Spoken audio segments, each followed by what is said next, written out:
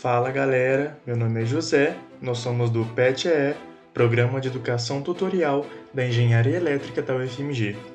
E hoje nós daremos continuidade ao nosso mini curso online de LaTeX. Nessa aula, nós vamos aprender como inserir equações, matrizes e vários outros elementos da linguagem matemática usando o LaTeX. Aguardo vocês após a vinheta.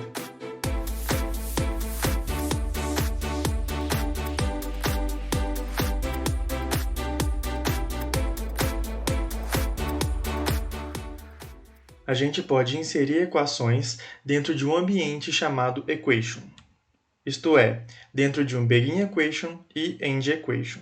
Como mostrado nesse exemplo no slide, a gente fez uma equação, o famoso teorema de Pitágoras.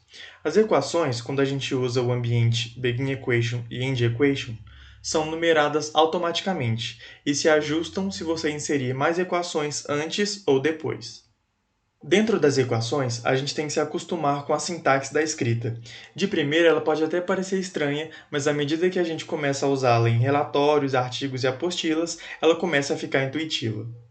Olhem só para esse exemplo apresentado no slide. A gente usou o acento circunflexo para fazer o sobrescrito, que nesse caso representa a potência, e usou o underline para fazer o subscrito, que indica os índices do C1 e do C2.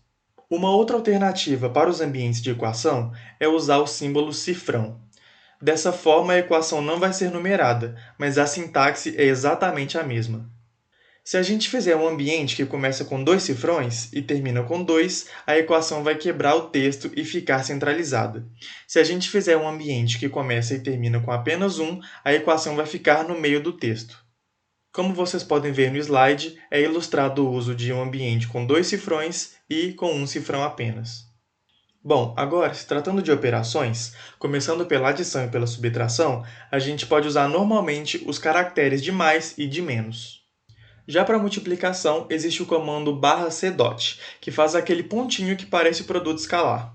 E existe também o /times, que embora não esteja representado no slide, ele faz aquele x de produto vetorial. Mas geralmente, nas multiplicações convencionais, a gente não usa nada, a gente só escreve uma letra ou número colados um no outro.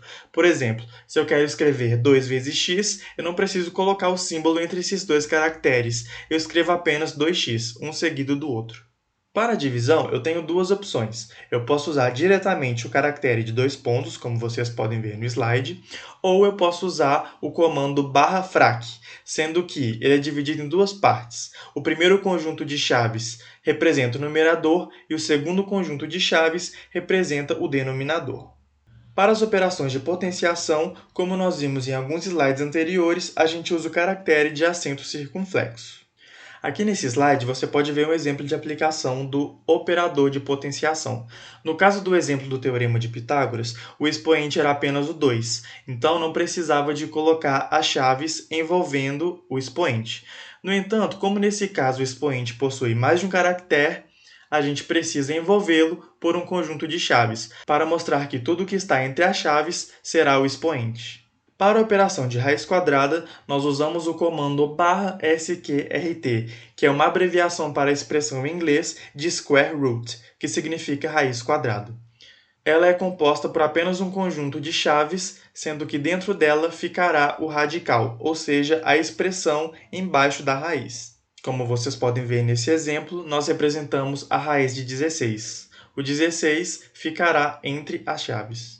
No entanto, caso você queira representar não a raiz quadrada, mas a raiz enésima, ou seja, uma raiz na qual o índice é diferente de 2, você precisa colocar antes do par de chaves um par de colchetes. Dentro do par de colchetes, você vai colocar o valor do índice dessa raiz. Como vocês podem ver nesse exemplo, nós representamos a raiz cúbica de 8. Como o índice é 3, ele ficará dentro do par de colchetes.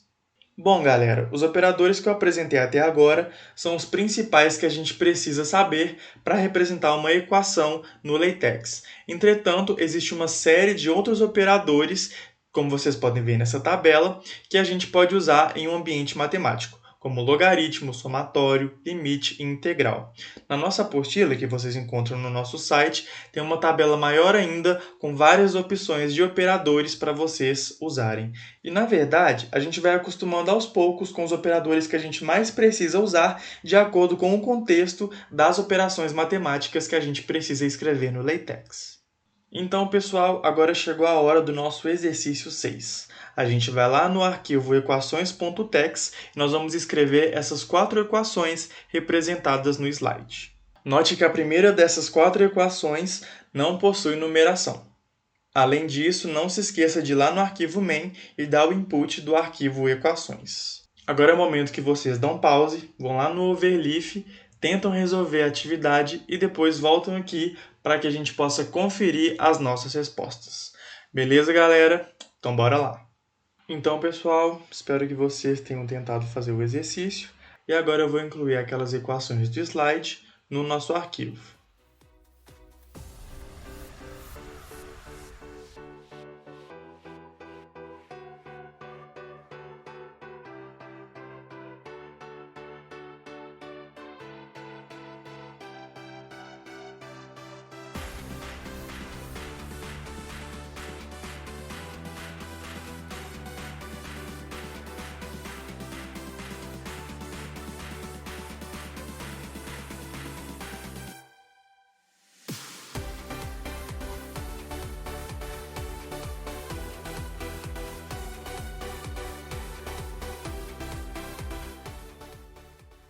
Então, galera, essa foi a resolução do nosso exercício e, como eu havia dito antes, perceba que a primeira equação não possui numeração. Dando continuidade ao nosso curso, os sistemas lineares de equações e as matrizes podem ser escritos através do ambiente array.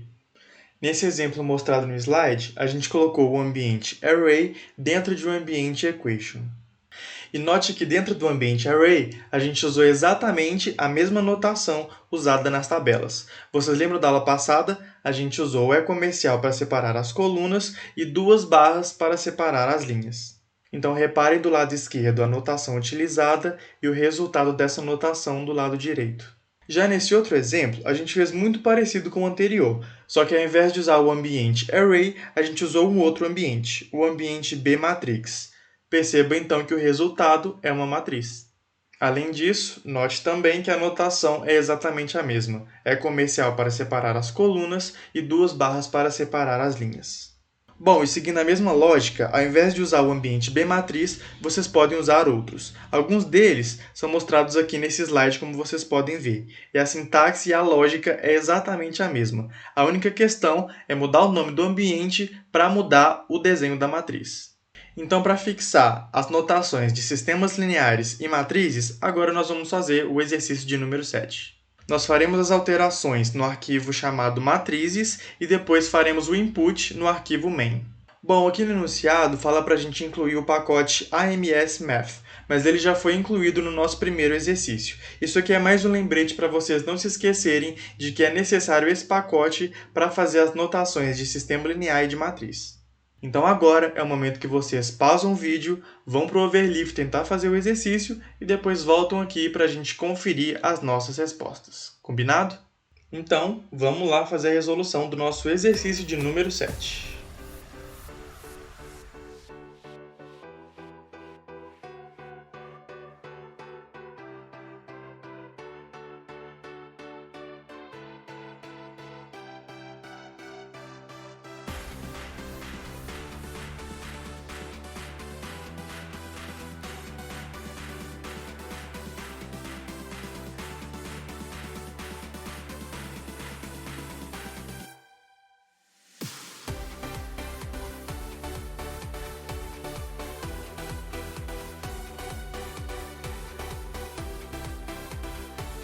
Olha então, galera, como ficou bonito o nosso sistema linear e as nossas matrizes. Está exatamente igual ao sistema linear e às matrizes do nosso slide do exercício 7. E agora, depois que a gente fez esses sistemas lineares e essas matrizes no braço, na raça, eu preciso mostrar um recurso muito interessante para vocês. Da mesma forma que o Vinícius mostrou para vocês o gerador de tabelas em LaTeX, existe também o gerador de equações. Então eu coloquei gerador de equações LaTeX no Google e cliquei no primeiro link. O site, como vocês podem ver, tem vários botões com os operadores matemáticos para facilitar a escrita da equação. Então eu vou fazer um exemplo simples aqui, só para vocês verem como funciona. Vou escrever uma integral de um polinômio qualquer.